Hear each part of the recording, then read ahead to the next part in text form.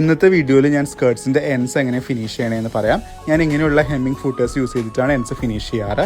1/8, 1/4, 1/16 അങ്ങനെ പല റേഞ്ചസിലും ഇങ്ങനത്തെ ഫൂട്ടേഴ്സ് അവൈലബിൾ ആണ്. ഇതിൽ മോസ്റ്റ്ലി നമുക്ക് കാണാൻ സാധിക്കുന്നത് 1/8 ആണ്.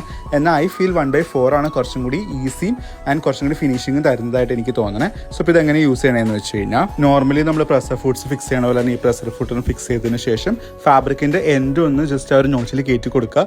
അതിനുശേഷം ആ നോച്ച് തന്നെ ഫാബ്രിക് ഇങ്ങനെ സർക്കിൾ ഔട്ട് ചെയ്തിട്ട് ഒരു 1/4, ഞാൻ യൂസ് ചെയ്യണം 1/4 ആയതുകൊണ്ട് 1/4 ഇഞ്ചസിൽ സ്റ്റിച്ച് വരും. ആൻഡ് സ്റ്റിച്ച് ചെയ്ത് വരുമ്പോൾ ഇങ്ങനെ ആയിരിക്കും വരിക.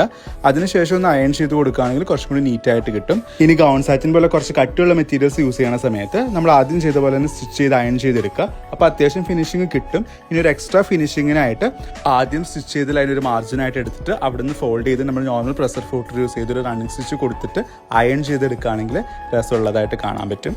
അപ്പോൾ that's about this video. And ഈ ഫൂട്ടറിൻ്റെ ലിങ്കിനായിട്ട് കമൻറ്റ് ബോക്സിൽ ലിങ്ക് എന്ന് ടൈപ്പ് ചെയ്യുക. You will get the details in your DM. By.